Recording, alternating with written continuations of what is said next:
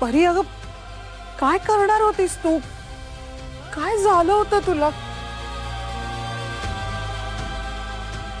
खरंच आज काय झालं आपल्या परीला? आतापर्यंत रागवत होती, चिडत होती, पण कधी कुणावर हल्ला नाही केला तिने. मी आई आहे हिची, पण आज माझ्या मुलीलाच ओळखता आलं नाही मला.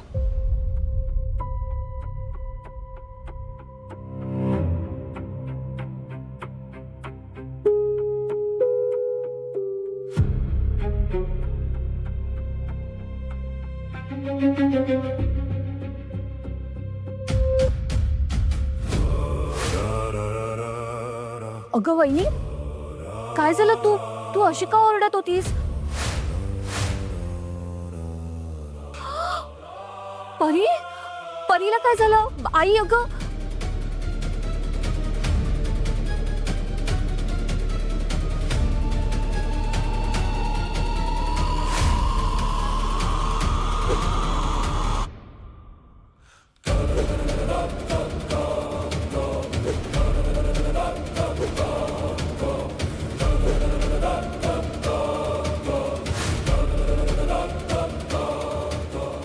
अरे देवा, रंबामा, रक्षण कर ग माझ्या घराचं. हॉरिबल आहे हे. अशक्य आहे आई, हे सगळं अशक्य आहे. अशक्य नाही, हे घडलंय माझ्या बाबतीत. आज आज माझ्या जीवाचं काहीतरी बरं वाईट झालं असतं. बस हर्षवर्धन, आता परी ह्या पुढे ह्या घरात राहणार नाही.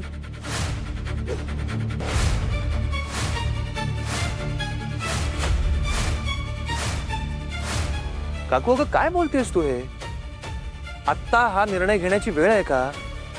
आधी परीला काय झालंय ते तरी समजून घेऊया आपण. आजपर्यंत असं व्हायलंट होऊन तिने कधीही कोणाला हर्ट होईल असं काही केलं नव्हतं.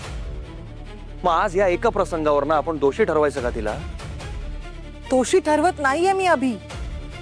अरे पण तू बघितलंस ना आज काय काय करत होती ती? कोणाच्या तरी जीवावर बेतलं तर म्हणून. आणि हे बघ, मी आई आहे तिची. तिच्याशिवाय माझं मन लागणार आहे का ह्या घरात?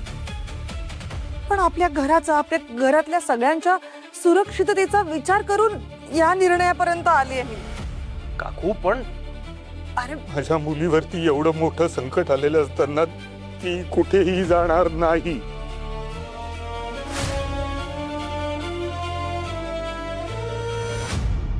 नाही नाही, एक गोष्ट मात्र विचित्र घडते इथे.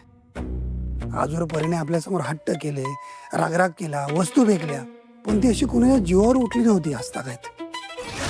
हे काहीतरी वेगळं घडतं इथे.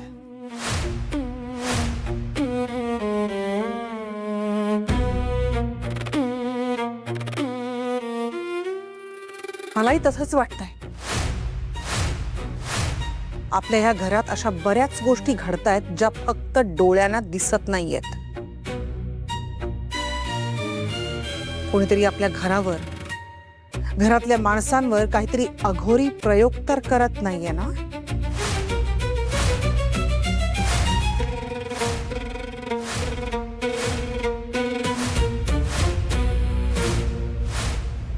तुम्ही सगळे माझ्याकडे का असे पाहताय? मी देवपूजा करते, मी जप करते, म्हणजे तुम्ही सगळ्या अघोरी बावल्या माझ्या पायाशी आणून उभ्या करणार आहात का? हे बघा, माझी साधना अंधाराला हाक मारणारी नाही, तर अंधार ओळखणारी आहे. कळताय का? तुम्ही जर त्याला काळी जादू म्हणत असाल ना, तर हा माझाच नाही, तर माझ्या रंभामाचा, माझ्या गुरूंच्या तपाचाही हा अपमान आहे. वहिनी, तुझा रोख माझ्याकडे का आहे हे मी समजूच शकते. या संपत्तीकडे, या घराच्या वैभवाकडे, हे सगळं बघून आहे ना, माझ्या मनात एकदाही मोह जागा झालेला नाहीये. तुम्ही मला या क्षणाला सांगाल ना, तर मी एका वस्त्रानिशी घराच्या बाहेर जायला तयार आहे. हो आई, पण या घरासाठी माझं मन कळवळतं. या घरावर जी सावली आहे ना, ती मला दिसतेय, पण ज्याला दिसायला हवी ते तिच्याकडे पाठ फिरवून उभे. घ्या, तुम्ही संशय घ्या माझ्यावर, काही हरकत नाहीये. पण एक ना एक दिवस सत्य समोर येईल.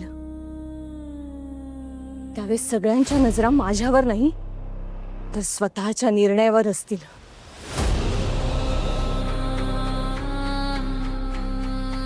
झालं?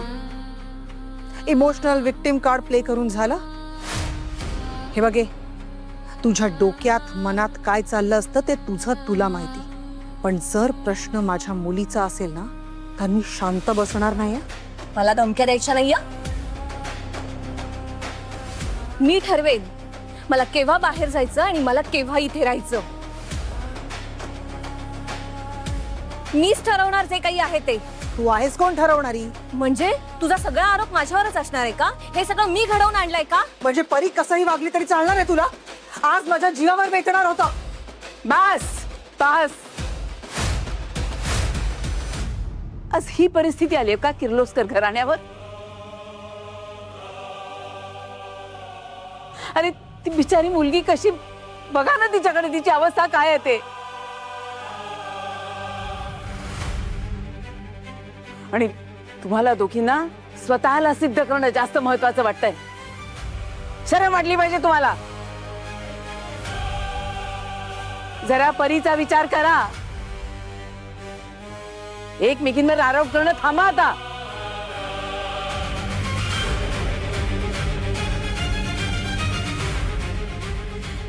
वृंदा, भैरवीला तिच्या खोलीत घेऊन जा.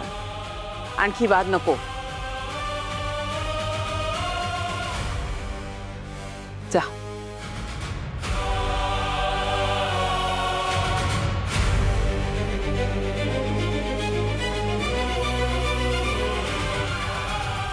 अलका, परीचे कपडे बदल. तिला वर घेऊन जा हर्षवर्धन. सावकाश.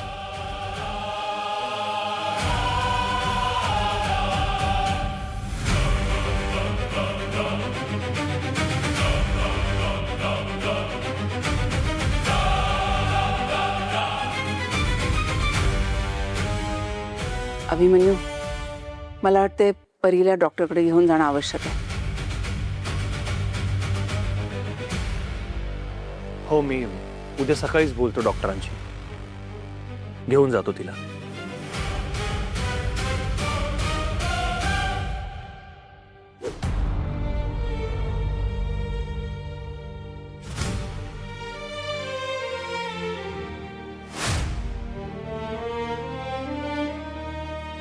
पण परीची खूप काळजी घ्यायला हवी.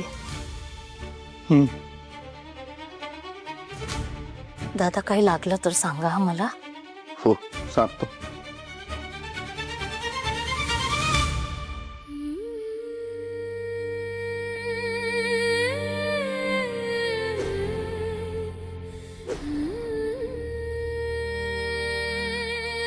हर्ष, मला वाटलं आज सगळ्यांसमोर तू तरी माझी बाजू घेशील, पण तूही माझ्या विरोधात बोललास. मी बोललो नाही, कारण त्यानं परिस्थिती अजूनच चिघळली असती. प्रश्न जेव्हा माझ्या मुलीचा असतो ना, तेव्हा परिस्थितीवर विचार करत बसत नाही मी. कारण आज जे काही घडलं तो अपघात नक्कीच नव्हता. पण म्हणून तू भैरवीला दोषी ठरवून मोकळी झालीस? ठरवायचंय काय त्यात? मला माहितीये की ह्या सगळ्या मागे भैरवीच आहे.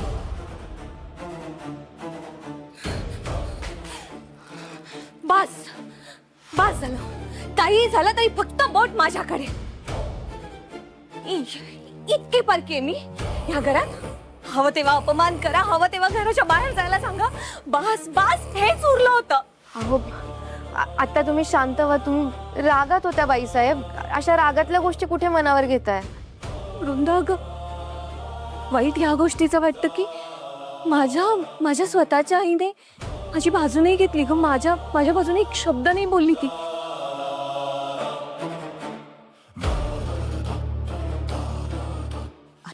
आता सुना महत्वाच्या आहेत ना.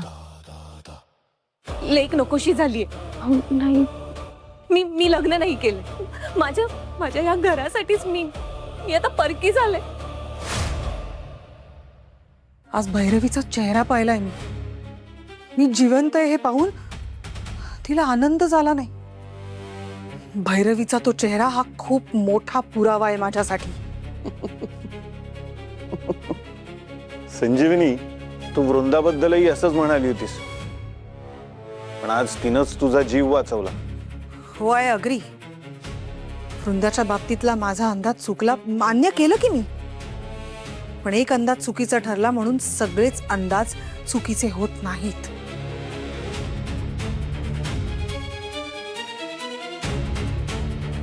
आणि जो या घरातल्या प्रत्येक गोष्टीला खेळ समजतो ना, तो एक दिवस स्वतः त्या खेळाचं प्याद होतो. आत्या आता तुम्ही रडू नका ना. खरं तर मी या विषयावर बोललं नाही पाहिजे, पण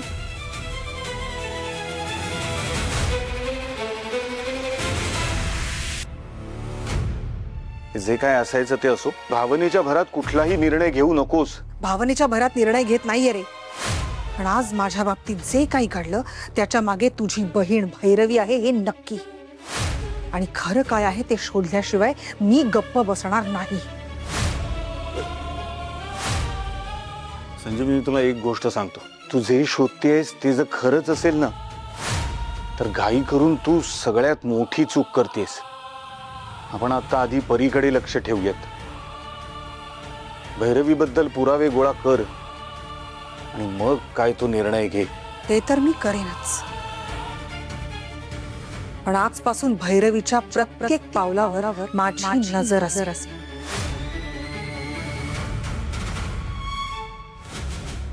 बाईसाहेबांचा स्वभाव माहिती असेल ना तुम्हाला. त्यांचा थोडा राग शांत झाला की येतील बोलायला. आणि आतापर्यंत एवढं कळलंय मला. वृंदा, बघ ना, माझ्या खोलीत तुला काही चुकीचं दिसतंय का? म्हणजे मी जप, तप, प्रार्थना जे काही करते ना, ते मी माझ्या या घरासाठी करते. त्याचा मोबदला काय मिळतो? संशय? हो हो,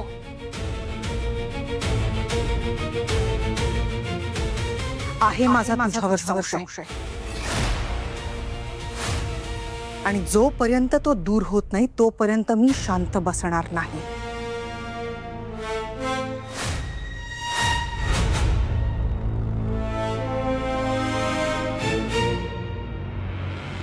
घे, शोध. हवा तिथे शोध. बघ काही सापडते का बघ. वहिनी, एक सांगू का? तुझ्या मनात आहे ना संशय आधी येतो आणि नंतर तू पुरावे शोधतेस. ज्याच्या मनात अंधार असतो ना, त्याला सगळीकडे सावल्याच दिसतात.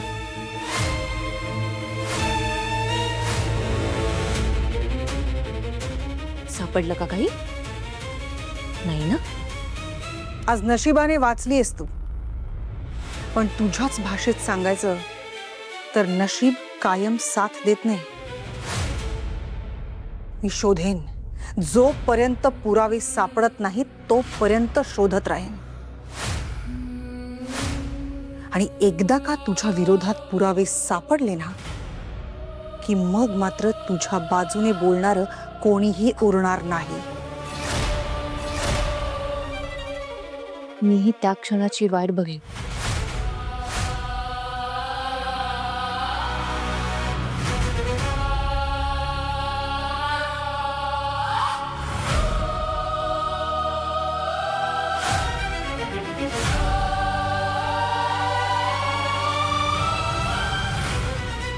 काय काय तू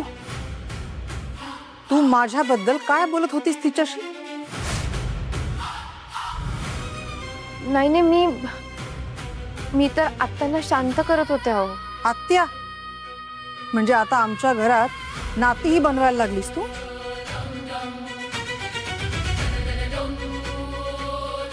नाही तसं नाही काही. तुझ्यावर तर माझी नजर आधीपासूनच आहे आणि या पुढेही असेल.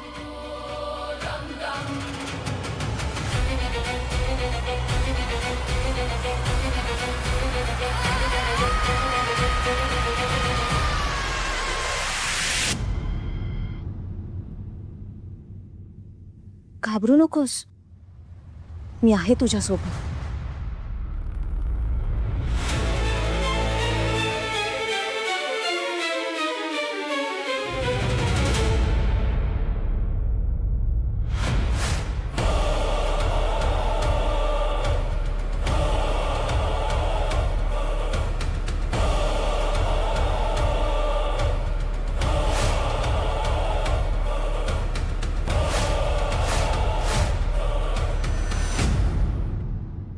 परीने असा अविचार यापूर्वी कधी केला नाहीये. तिच्या औषधांची वेळ चुकली असेल का रे? नाही का, औषधाची वेळ चुकली तरी एवढं टोकाचं नाही वागणार ती. नाही, मला नाही पटत आहे. हे काहीतरी वेगळं आहे. राहून राहून एक गोष्ट सतत मला टोचतीये, आजी हे सगळं आपल्याच घरात का घडतंय?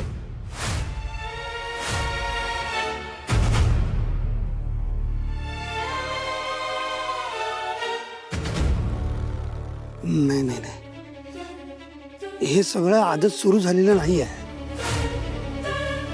गेल्या वर्षभरापासून, म्हणजे दादा वहिनी गेल्यापासून आपल्या घरामध्ये हे सुरूच आहे.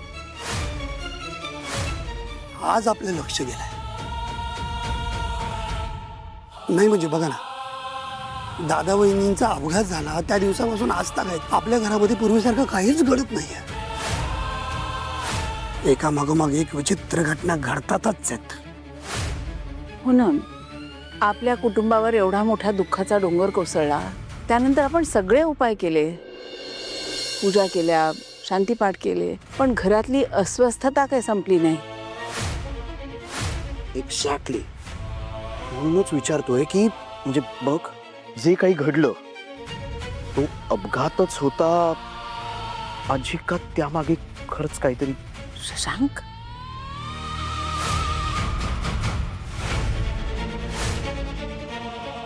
हे नक्की कोणत्या अपघाताबद्दल बोलतायत? याचा संबंध माझ्या मोबाईलशी तर नसेल ना?